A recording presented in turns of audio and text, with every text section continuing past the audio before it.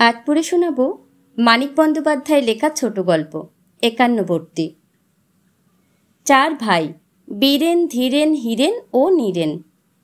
পরিবারের লজ্জা ও কলঙ্ক সেজ ভাই হীরেন, সে কেরানি। বীরেন ডাক্তার, ধীরেন উকিল। নীরেন 200 টাকা শুরুর গ্রেডে সরকারি চাকুরি পেয়েছে আর বছর। হীরেন 57 টাকার কেরানি। যুদ্ধের দরুন 5-10 টাকা বোনাস অ্যালাউন্স বুঝি পায়। হীরেনকে ভাই বলে পরিচয় দিতে একটু শরম লাগে ভাইদের। 4 ভাই 3 ভাগে ভাগ হয়ে গেছে তবু। বাপের তৈরি বাড়িটাতে ভিন্ন ভিন্নভাবে বাজার করে রেঁধে বেড়ে ঝি ঠাকুর রেখে শুধু নিজেদের ভালো মন্দ সুখ দুঃখ নিয়ে মাথা ঘামিয়ে 3টি অনাত্মীয় ভাড়াটের মতো বাস করে তারা। হঠাৎ টান পড়লে একটু চিনি, 2 পলা তেল বা 1 খাবলা নুন ধার নেওয়া হয়। এ সংসার থেকে ও সংসারে, দান হিসাবে নয়, 2-4 দিনের মধ্যে ফিরিয়ে দেওয়া হয়। রেশনের বা কালোবাজারের মাল আনা হলে সঙ্গে সঙ্গে নিখুঁত মাপে তা ফিরিয়ে দেওয়া হয়।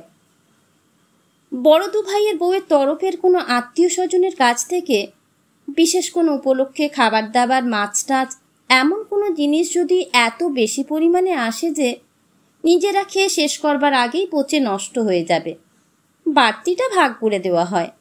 হীরেনদেরও দিতে হয়।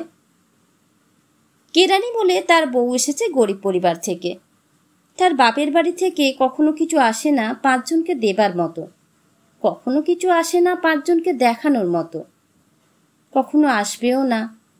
তবু উপায় কি? এটাই আসল কথা, তাকে নিয়ে লজ্জা পাবার। একেবারে অনাত্মীয় ভাড়াটের মতো বাস করুক, বাস তো একই বাড়িতে, সবাই তো জানে যে সে তাদের ভাই। আত্মীয় বন্ধু পাড়াপড়শি সকলে, সেটা উড়িয়ে দেওয়া যায় না কোনো মতেই। বিশেষত বুড়ি মা আছে হীরেনের দলে। প্রায় তিনি অসুখে ভোগেন, সর্বদা জপ তপ নিয়ে থাকেন। খান তিনি নিজের খরচে, কিন্তু তার দুধটুকু জাল দেওয়া, দইটুকু পেতে রাখা, চাল ডাল তরি তরকারিটুকু সিদ্ধ করে দেওয়া, এসব করতে হয় হীরেনের বউকে। অসুখে বিসুখে ব্রত পার্বণে বাড়তি দরকারে অন্য বউদের ডেকে হুকুম দেন, কিন্তু রোজকার খুঁটিনাটি সেবা গ্রহণ করেন শুধু হীরেনের বউয়ের কাছ থেকে। তার রেশন কার্ডের মাল পায় হীরেন। মাসে 1.5 মণ 2 মণ কয়লার দাম তিনি দেন। ঠিকাজির 8 টাকা বেতনের 2 টাকা দেন, আর সাধারণভাবে সংসার খরচের হিসাবের দেন 10 টাকা। হীরেন ছাড়া সব ছেলের কাছে তিনি ভরণ পোষণের মাসিক খরচও নিয়ম মতো আদায় করেন কড়াকড়িভাবে। বীরেনের পসার বেশি, সে দেয় 30 টাকা। ধীরেনের পসার হচ্ছে, সে দেয় 20 টাকা। চাকরি হবার পর নীরেন 20 বা 50, মা যা চাইতেন তাই দিত। আজকাল বড় বউয়ের পরামর্শে দায়টা মাসিক 25 টাকায় বেঁধে দিয়েছে। হীরেনের বউ নেই, এখনো বিয়ে করেনি। ভাইরা যখন ভাগ হয়, এক বাড়িতে উনুন জ্বালাবার আয়োজন করে 3টে। চোটে লাল হয়ে গিয়েছিল নীরেন। লজ্জায় দুঃখে দাপাদাপি করে গালাগালি দিয়েছিল দাদাদের, বিশেষভাবে বড় 2 জনকে। তখনও তার চাকরি হয়নি। তার খাওয়া পড়া, পড়াশোনার খরচ দেওয়ার দায়িত্ব এড়াতে বিশেষ করে ভাইরা ভিন্ন হচ্ছে মনে করে আঁতে তার ঘা লেগেছিল। আরও তার পড়বার ইচ্ছা ছিল। বিলাত যাওয়ার কথাটাও নড়াচড়া করেছিল মনে মনে। এ সময় এরকম পারিবারিক বিপর্যয় ঘটাতে তার আঁতকে ওঠার কথাই। হীরেন তাকে বুঝিয়ে বলেছিল, কেন, এ তো ভালোই হলো। রোজ বৃষ্টি খিটিমিটি ঝগড়াঝাটি লেগেই আছে। একটু দুধ, একটু করে মাছ, এই নিয়ে কি মন কষাকষি বলো তো? দাদার আয় বেশি, তিনি ভালোভাবে থাকতে চান। মেজদার ভালো উপার্জন হচ্ছে, তিনিও খানিকটা ভালোভাবে থাকতে চান। আমি সংসারে মোটে 40টা টাকা দিয়ে মজা করব, ওরা কষ্ট করবেন, সেটা উচিত নয়। ভাই বলে কি কেউ কারো মাথা কিনেছে নাকি, যে খাওয়া খাই কামড়া কামড়ি করেও একসাথে থাকতে হবে ভাই সেজে? তার চেয়ে ভিন্ন হয়ে সৎভাবে ভাইয়ের বদলে ভদ্রলোকের মতো থাকাই ভালো। তোমার চলবে? চলবে না, কষ্ট করে চলবে, তবে অন্যদিকে লাভ হবে। মাথা হেঁট করে থাকতে হবে না, যাই খাই খুদ কুড়ো হজম হবে। নিজে ভিন্ন হলেই পারতে তবে এতদিন? হ্যাঁ, তা পারতাম। তবে কিনা কথাটা হলো এই যে, দুঃখী অসহায় গরিব কেরানি ভাইয়ের দয়া বা শ্রদ্ধা করে নয়, বড় দু ভাইয়ের ওপর নিদারুণ অভিমানের জ্বালায় আরও পড়াশোনা, আরও পরীক্ষা পাশ করে বড় কিছু হবার কল্পনা ছেড়ে চাকরির চেষ্টায় নেমেছিল। মার সঙ্গে যোগ দিয়েছিল হিরেনের সংসারে। চাকরি হবার পরেও, 200 টাকা শুরুর গ্রেডের সরকারি চাকরি হবার পরেও প্রায় 2 মাস হিরেনের সংসারে ছিল। 3 সংসারের পার্থক্য ততদিনে স্পষ্ট থেকে স্পষ্টতর হয়ে উঠেছে। বড় বউ পুলকময়ী আর মেজ বউ কৃষ্ণপ্রিয়া চটপট অদল বদল করে নিজের নিজের সংসার সেজে ঢেলে গুছিয়ে নিয়েছে। আগেকার সার্বজনীন ভাড়ার ঘরটা ভেঙে চুরে নতুন জানালা দরজার তাক বসিয়ে পুলক করে নিয়েছে ঝকঝকে তকতকে সাজানো গোছানো আলো বাতাস ভরা আধুনিক রান্নাঘর। দেখে বুক ফেটে গেছে কৃষ্ণপ্রিয়ার আফসোসে। সে যদি চেয়ে নিত ভাড়ার ঘরটা রান্নাঘর করার জন্য। উনান টুনান বসানো নতুন তৈরি রান্নাঘরটা পেয়ে সে ভেবেছিল খুব জেতা জিতে গেছে। ভাবতেও পারেনি দিন কয়েক বারান্দায় তোলা উনানে রান্নার কষ্ট সহ্য করে ভাড়ার ঘরটাকে এমন সুন্দর রান্নাঘর করা চলে। সে যে বউ লক্ষ্মীও তাকে ঠকিয়ে জিতে গেছে পুরানো নোংরা রান্নাঘরটা পেয়ে। মেঝেতে ফাটল আর গর্ত, কালিঝুলি মাখা চুনবালি খসা দেওয়াল, একটু অন্ধকার, কিন্তু ঘরটা মস্ত বড়। মিস্ত্রি লাগিয়ে কিছু পয়সা খরচ করলে ওই ঘরখানাই দিয়ে বড় বউকে হারানো যেত।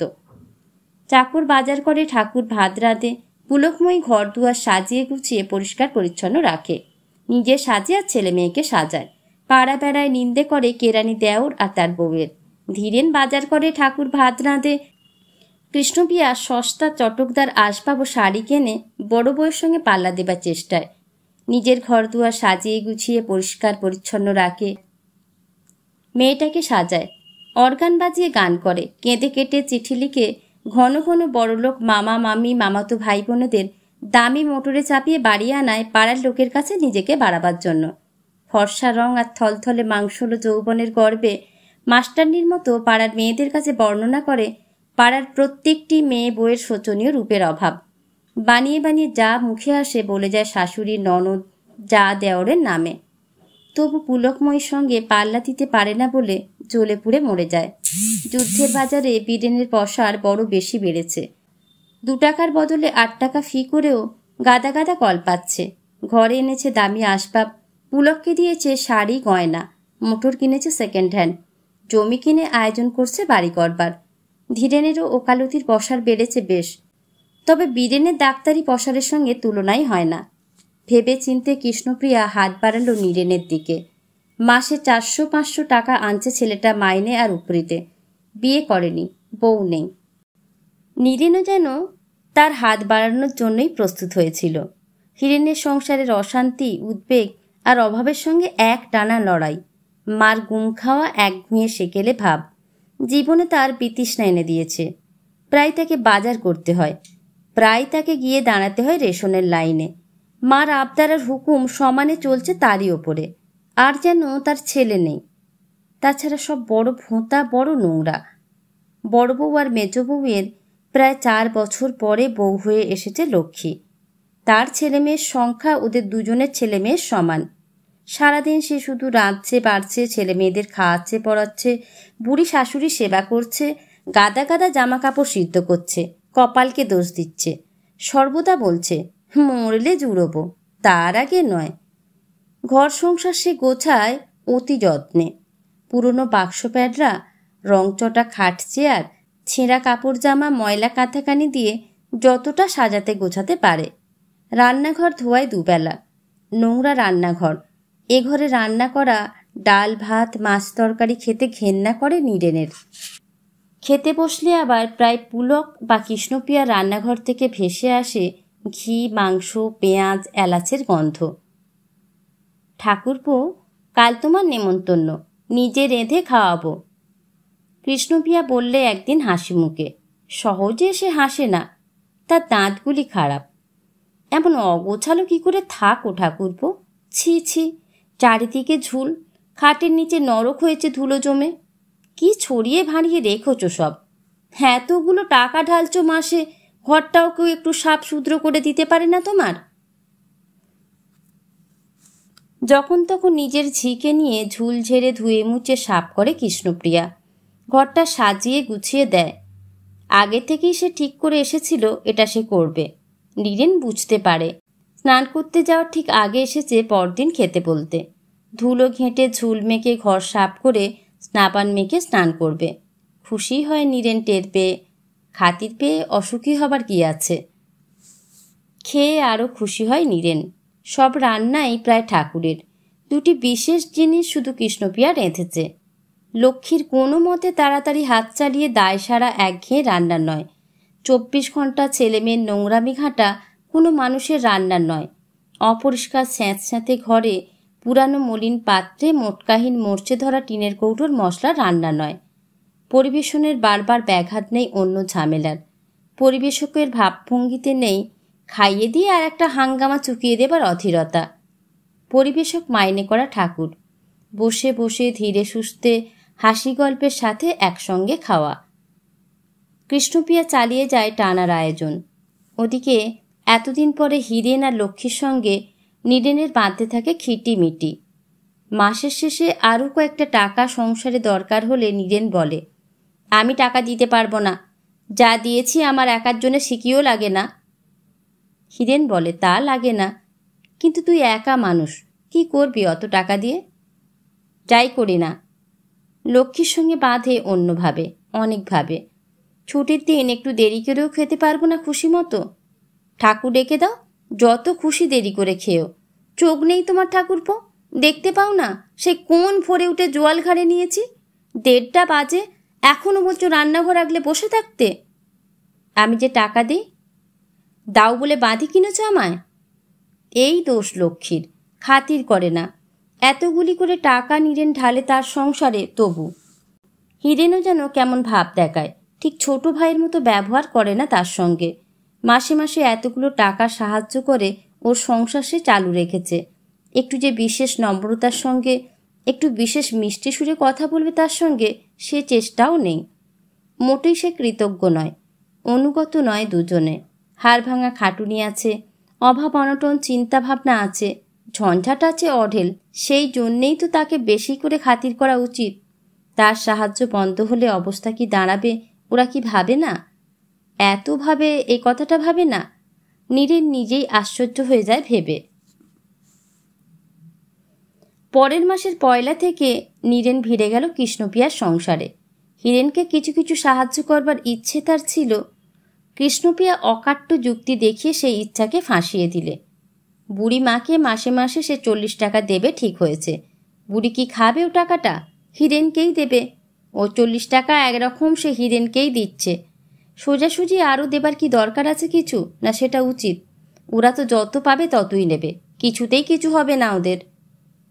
তলে তলে টাকা জমাচ্ছে, বুঝলে না ঠাকুরপো? কৃষ্ণপ্রিয়াকে নিজের জন্য খরচের টাকা দিয়ে প্রতিদানে স্পষ্ট কৃতজ্ঞতা পেয়ে পুলক বোধ করে নীরেন। মাঝে মাঝে লক্ষ্মীর হাতে খরচের টাকা দিয়েছে, অথচ খরচ করে যা বেঁচেছে ব্যাংকে জমা দিয়ে এসেছে। লক্ষ্মী নির্বিকারভাবে আঁচলে বেঁধেছে নোটগুলি। ব্যাংকের লোকেরা যেন তাকে গ্রাহ্যও করেনি।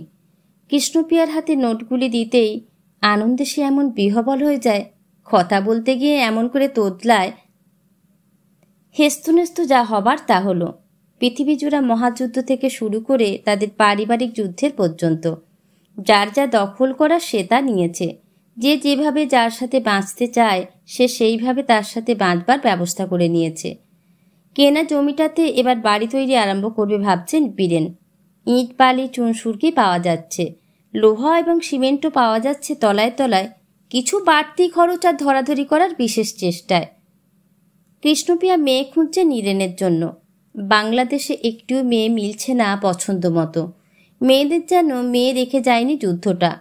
মা জপ তপ কমিয়েছেন, ভাবছেন তীর্থে যাবার কথা। ডাক্তার জোর দিয়ে বলেছে গাড়ির কষ্ট আর বিদেশের অনিয়ম তার সইবে না, মরে যাবেন। মরতেও পাবো না আমি? এ হতবাগার জন্য মোর বড় কি জো নেই আমার? দুর্বল ক্ষীণ কণ্ঠে বুড়িমা কাতরিয়ে আফসোস করেন। হঠাৎ গুম খেয়ে আশ্চর্য রকম শান্ত কণ্ঠে জিজ্ঞাসা করেন, আমি মরলে তো না খেয়ে মরবি তোরা গোষ্ঠীশুদ্ধ? হীরেন বাহাদুরি দেখায় না, ক্ষীণ সুরে বলে, কেন তো ভাবছ বলো তো মা? অত সহজে কি মানুষ মরে? দুর্ভিক্ষে দেখোনি? একটু খুদ একটু ফ্যান খেতে পেয়ে কত লোক বেঁচে গেছে। তুমি এখন মরলে যেটুকু ভদ্রভাবে বাঁচছি তা থাকবে না বটে। ভদ্রত্ব ছাড়লে কি মানুষ বাঁচে না তাই বলে? 4টে ছেলে মেয়ের জন্য রোজ 1 পো দুধ, সপ্তাহে 2 দিন 1 পো মাছ, তাও নয় বন্ধ করব। রেশনের চাল আর 4 পয়সার পুঁই শাক রেঁধে খাবো। আমি বাঁচবো, তোমার বউটা বাঁচবে, ছেলে মেয়ে কটাও বাঁচবে দেখো। তবে হ্যাঁ, এ কথা সত্যি, এভাবে বাঁচার কোনো মানে হয় না। কি বললি? বললাম বাঁচা কষ্ট বলে কি সাহেবের গাড়ির সামনে ঝাঁপ দিয়ে মরব? সাহেবের টুটিটা কামড়ে ধরে মরব? অত ভাবছো কেন? মরব না, কেউ আমরা মরব না। বুড়িমা ফ্যাল ফ্যাল করে তাকিয়ে থাকেন, ভাবেন তীর্থে যাবার ছুতো করে এবার মরলে কেমন হয়। ভাবতে ভাবতে সামান্য একটা অসুখ হয়ে 4 ছেলের চেষ্টা বিফল করে 64 টাকা ফির ডাক্তারের ওষুধকে তুচ্ছ করে স্বাভাবিকভাবেই তিনি মারা গেলেন। তখন আরও শোচনীয় হয়ে পড়ল হিরেনের অবস্থা। পুলকময়ীর ও কৃষ্ণপিয়ার শাড়ি গয়না, ঠাকুর চাকর, নিশ্চিন্ত নির্ভর চালচলন, অবসর শৌখিনতা, ভালো ভালো জিনিস খাওয়া, হাসি আহ্লাদ করা, সব কিছু ঈর্ষা, ক্ষোভ, হতাশা হয়ে আঁচড়ে কামড়ে ক্ষতবিক্ষত করেছে লক্ষ্মীর মন। মনে সে এই ভাবনার মলম দিয়ে সামলে থেকেছে যে পেশারা ওরকম সুখেই থাকে। স্বামী পুত্র বুড়ি শাশুড়ির জন্য জীবনপাত করে খাটা, শাক পাতা ডাল ভাত পেটে গুঁজে কাজ করা, হে গৌরব ওরা কোথায় পাবে? নিজের মনে সে গজর গজর করেছে, মরণ কামনা করছে শুধু গোপনে নিজেকে শুনিয়ে। হিরেনের ওপর ঝাঁজ ছেড়েছে শুধু স্বামী স্ত্রীর মধ্যে চিরদিনের চলিত দাম্পত্য কলহের মধ্যে। কিন্তু এবার আর সইল না। 4টি ছেলে মেয়ে, 2টি বড় হয়েছে, তারা শাক পাতা ডাল ভাত খেতে পারে, অন্য 2টিকেও তাই খাওয়ানো যায় কিছু কিছু। কিন্তু একটু তো দুধ চাই। 1 পো দুধ আসতো, সেটা বন্ধ হলো। সপ্তাহে 2 দিন মাছের আঁশটে গন্ধ নাকে মুখে লাগতো, তা লাগে না। শেষ ছায়াটা ন্যাংরার কাজে লাগাতে হয়েছে। কৃষ্ণপিয়ার মতো থলথলে যৌবন না থাক, সেও তো যুবতী, বয়স তো তার মোটে 27 বছর। ছায়াহীন ছেঁড়া কাপড়ে দেহ ঢেকে তাকে চলতে ফিরতে হচ্ছে। তাকিয়ে তাকিয়ে দেখছে সবাই। কি এক কলা কৌশল জেনেছে হিরেন। অভয় দিয়ে বলেছে যে ভয় নেই, আর ছেলে মেয়ে হবে না। এসব কি সত্যি? কখনো হতে পারে সত্যি মানুষের জীবনে? এসব ফাঁকি, এসব যুদ্ধের বোমা, এসব ভূমিকম্পের দিশেহারা পাগলামি। বাঁচতে হলে তেতলার ছাদ থেকে লাফিয়ে পড়ে মরতে হবে, নইলে বাঁচার কোনো উপায় নেই। ছাদের আলসে উঠবার সময় হিরেন তাকে আটকায়। এত এলোমেলো কথার পর এত রাত্রে তাকে ছাদে যেতে দেখে আগেই সে খানিকটা অনুমান করেছিল। আমি যদি মরি তোমার তাতে কি? লক্ষ্মী বলে ঝাঁঝের সঙ্গে, ছাড়া পাবার জন্য লড়তে লড়তে হিরেনের বাহুমূলে কামড় বসিয়ে দিয়ে। হিরেন জানে লক্ষ্মীকে, ভালোভাবেই জানে। সে তার 4টি সন্তানের মা। কাঁদো কাঁদো হয়ে সে বলে, তুমি খালি নিজের কথাই ভাবছো লক্ষ্মী? চমকে থমকে যায় লক্ষ্মী। নিজের কথা ভাবছি? আমি মরলেই তো তোমার ভালো। ভালো? তুমি মরলে আমি বাঁচব? বাঁচবে না? আমি মরলে তুমি বাঁচবে না? দাঁড়াও বাপু, ভাবতে দাও। বাঁচবে না? সে হার মেনে ছাদ থেকে লাফিয়ে পড়ে মরলে হিরেনও মরবে অন্য কোনো রকমে। তাই হবে বোধহয়। যে কষ্ট তার সইছে না, সেই কষ্ট তো লোকটা তারই সঙ্গে সমানভাবে সয়ে আসছে 10-11 বছর। তাই বটে, লোকটা অন্য সব দিকে অপদার্থ হোক, এই একদিকে খাঁটি আছে। আমার বড় ঘুম পাচ্ছে। কতকাল জেগে আছি বলো তো, একটু ঘুমোবো আমি। ঘরে ফিরে গিয়ে চাদরহীন তুলো গিজগিজ করা ছেঁড়া তোষকে হিরেনের বুকে মাথা রেখে সে জেগে থাকে। হিরেনের কথা শোনে। 7টা দিন সময় দেবে আমাকে লক্ষ্মী? আমি বুঝেও বুঝিনি, যা করা দরকার করেও করিনি। মাছি মারা কেরানি তো, এই রকম স্বভাব আমাদের। যাই হোক, তুমি আমায় 7টা দিন সময় দাও। উমা, কিসের সময়? তুমি কিছু করবে না, ছাদ থেকে লাফিয়ে পড়তে যাবে না। আমি গিয়েছিলাম নাকি লাফিয়ে পড়তে? লক্ষ্মী রাগ করে বলে, আমি যাইনি, কিসে যেন টেনে নিয়ে গিয়েছিল আমায়। 7 দিন সময় চেয়ে নেয় হিরেন, কিন্তু ব্যবস্থা সে করে ফেলে 1 দিনের মধ্যে। লজ্জায় লাল হয়ে, দুঃখে ম্লান হয়ে লক্ষ্মী শুধু ভাবে যে এত দুঃখের মধ্যে একটা খাপছাড়া পাগলামি করে বসে না জানি মনে কত দুঃখ বাড়িয়েছে সে লোকটার। রাত 9টায় হিরেন বাড়ি ফেরে। কচু সেদ্ধ আর ঝিঙে চচ্চড়ি দিয়ে দুজনে একসাথে ভাত খেয়ে ঘরে গিয়ে শোবার ব্যবস্থা করে রাত 11টার সময়। লক্ষ্মী জিজ্ঞেস করে, কোথায় ছিলে? পাড়াতেই ছিলাম। রমেশ, ভূপেন আর কানাই আমারই মতো কেরানি, চেনো তো ওদের বাড়িতে। ভালো কথা, কাল ভোরে ওদের বউরা তোমার সঙ্গে দেখা করতে আসবে। লক্ষ্মী দীর্ঘ নিঃশ্বাস ফেলে বলে, বুঝেছি। তোমার 3 বন্ধুর 3 বউ আমাকে কাল বোঝাতে আসবে ছাদ থেকে লাফিয়ে পড়া কত অন্যায়। না, ওরা তোমার সঙ্গে পরামর্শ করে ব্যবস্থা করতে আসবে ওদেরও যাতে তেতলার ছাদ থেকে লাফিয়ে পড়বার দরকার না হয়। মোরগ ডাকা ভরে এলো লতিকা, মাধবী আর অলকা। সঙ্গে এলো 11টি কাচ্চা বাচ্চা, আর বাজারের থলিতে ভরা চাল, ডাল, তরি তরকারি, বোতলে ভরা সর্ষের তেল, ভাঙা টিপটে নুন, বস্তায় ভরা 8 মণ কি 1.25 মণ কয়লা। কচিদের মায়ে দিয়ে ছড়া গিয়ে গা চুলকে থাপড়িয়ে ঘুম পাড়িয়ে শুইয়ে রাখা হলো হিরেনের শোবার ঘরে। বাড়তি ছোট ঘুপছি ঘরখানা সাফ করে রাখা হলো চাল, ডাল, তেল, নুন, তরি তরকারি। লতিকা উনুনে আঁচ দিল।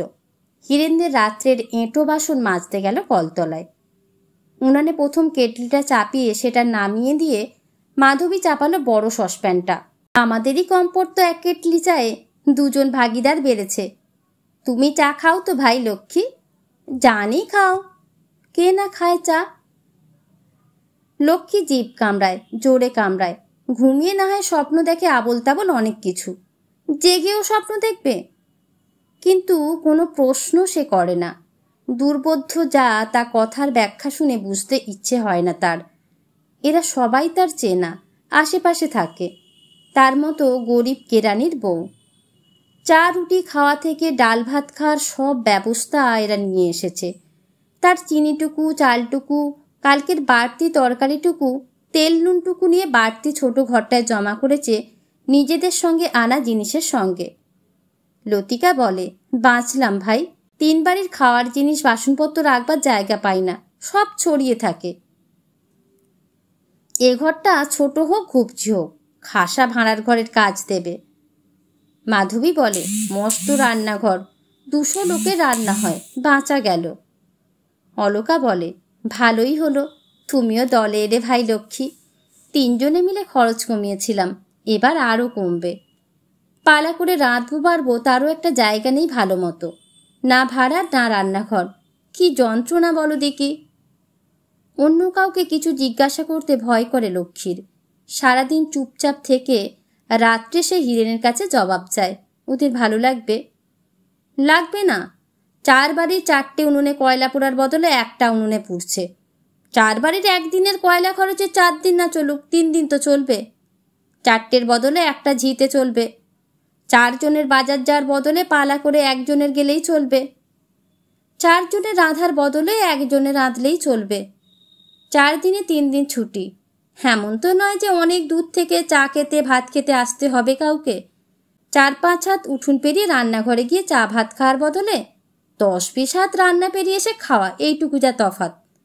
তার তুলনায় সুবিধা কত। লতিকা আজ রাঁধবে। একা যখন ছিল নিজের বাড়িতে রোজ রাঁধতে হতো। এখন একদিন রেতে সে 3 দিন ছুটি পায়। একদিন মানুষের খাওয়ার মতো কিছু যদি রাঁধত তো 2 দিন কি রাঁধবে, কার পাতে কি দেবে ভেবে পেত না। আজ সে ভালো মাছ তরকারি রাঁধতে পেরেছে কোনো চিন্তা ভাবনা না করেই। 3 দিন পরে এই 4টি অনাত্মীয় পাড়াপড়শি 51বর্তী পরিবারের জন্য রান্না করার ভার পায় লক্ষ্মী। বিয়ের পর একটানা 3 দিন বিশ্রাম ভোগ করা তার জীবনে এই প্রথম জুটেছে। ছেলে বিয়েতে আঁতুড়ে গিয়ে রান্নাবান্না না করতে হওয়াটা ছুটি নয়। ছেলে বিয়ের খাটুনি ঢের বেশি রান্নাবান্নার চেয়ে। আবেগে উচ্ছ্বসিত হয়ে সে বলে, লতিকা, মাধবী, অলকা, তোরাই আমায় বাঁচালি।